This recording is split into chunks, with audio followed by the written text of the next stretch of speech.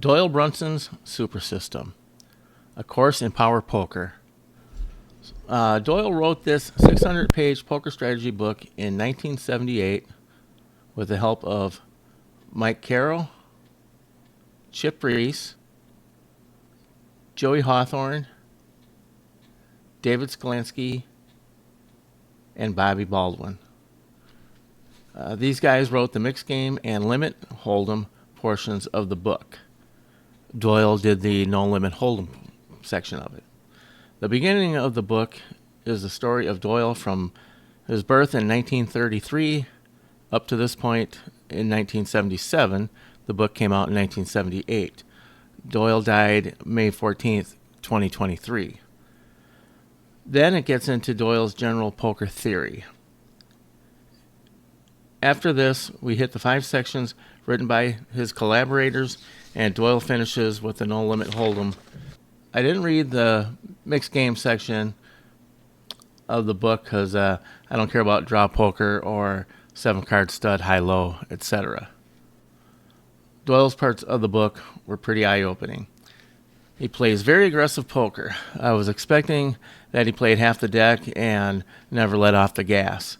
This is not at all how it is. His aggression is very targeted. His starting hand selection is tighter than I thought it would be. He plays very different when he is the pre-flop aggressor versus caller. When he is the aggressor, he will almost always c-bet the flop, with few exceptions. But that doesn't mean he will keep barreling unless he senses huge weakness from his opponents. When he is the caller, he, quote, gives the raiser respect, unquote. If Doyle has nothing, just fold. If he has a hand, then it all depends.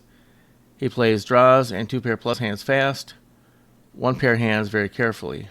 In all of this, keep in mind, it depends on who the other players are, the antes in the game, and other considerations. This is the general vibe. Now, if there's weak players at his table, he's going to hammer on them. If there's somebody there that he feels like he can just run over, he's going to do it with just about any 2 cards. So a lot of this strategy that he talks about is generally about full ring games in cash and just under normal circumstances. Now, he deviates a ton, and that depends on the players and the game. But what we're going to cover today in his book is what are you doing in the general situation. The vibe I got was he didn't want to battle a player that he thought had a big hand without a big draw or a big hand himself. Doyle isn't going to bluff and fight for a pot where he's pretty certain the other guy has a big hand. He's not trying to get a set or a 5-card hand to fold. But if he smells fear, then watch out. He can put players to the test if he smells weakness, making them show up with a hand. His hand selection is surprisingly tight in full ring games with normal players. Short-handed or high ante games are a bit different. You can't wait for premiums when you're in those games. So Doyle has 4 hand groups. First one is pairs. Second one is small connecting cards. The third one are borderline hands. And the fourth one is trash. So pairs. Pocket aces and kings, these are powerful hands. But post-flop, Doyle is very sensitive to the flop. 3 to a straight or a monotone board, he's very careful. And those, he might just not even continue. I mean, if you got 10 Jack 9 up there or 3 diamonds, he doesn't have a diamond in his hand, what are we fighting for? Are we already behind? So if it's, like I say, if it's disconnected with 2 to a flush, okay, then you might get pretty aggro. Might even push it in.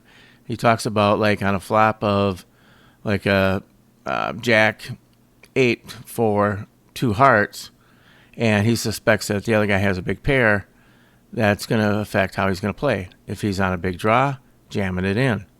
If he caught anything, jamming it in. So it really varies quite a bit. Now, the funny thing with the pairs is he said he would rather have ace-king than pocket aces or pocket kings. It's easier to get away from the hand when you're beat. Doyle doesn't get married to a hand at all. Now, that's one of the problems that I've had in my past, and that's a problem that he exploits from other players that just can't let go of that big pocket pair, where he can let it go and he can sniff it out when somebody's on it and really put him to the test. Queen, queen on down, he's not super aggro. If someone is in the pot ahead of him, he might just call with them. So, it's player dependent, game dependent, but he's not dying to pile all his chips in with a one pair hand, unlike what you see a lot of nowadays. It's only a one pair hand post flop. If money starts piling in, you're probably beat. So we've got to keep that in mind, that he's not going to die on the pocket pair hill like a lot of us do. The second one is small connecting cards.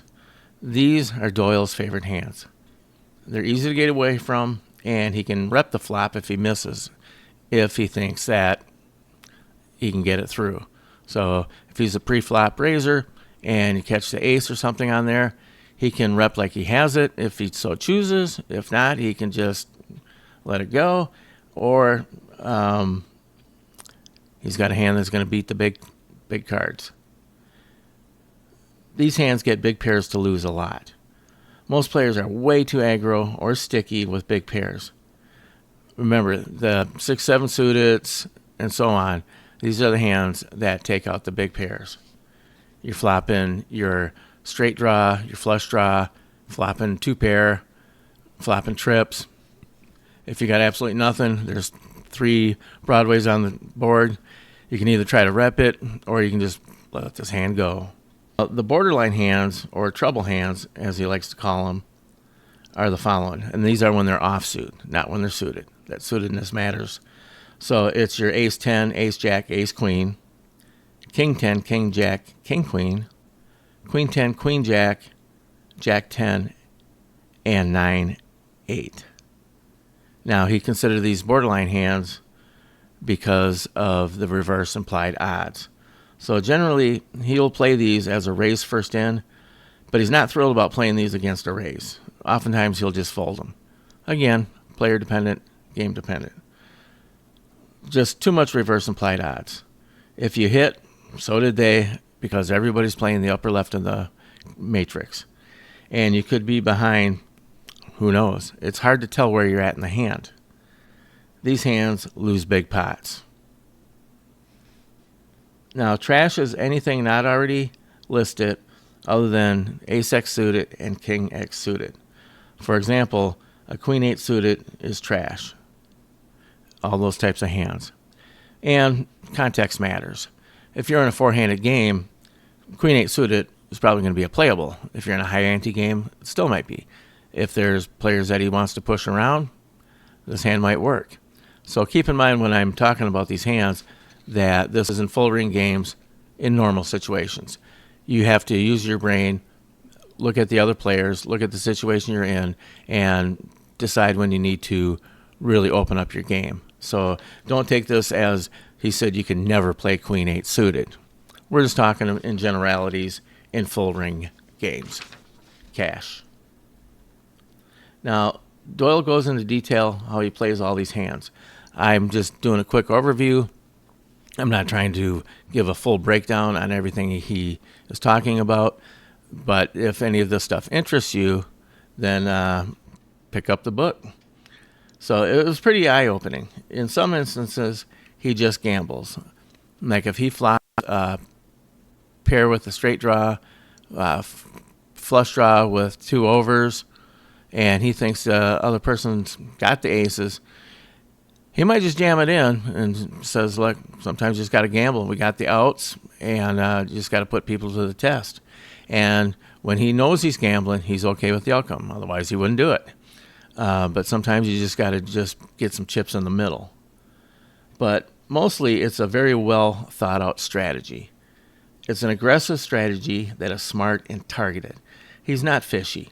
It's not just as laggy, just keep jamming the stuff in. Everything he's doing is thought out. He's just not in there just lighting money on fire. So, is this book still relevant today? I can't say for sure. I'm not a winning pro.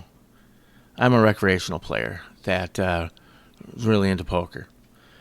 But it's definitely worth reading, and I think any player can get something out of this book. Now, you can still find this book on eBay, Amazon, etc. So, hopefully I did a good review. I didn't want to get too in-depth with it. I hope you enjoyed it. I hope you go pick up the book if you haven't read it. If you have read it, put comments below. For Bones Out Poker, I'm Brad. Thanks for watching. And remember, everything you want is on the other side of fear.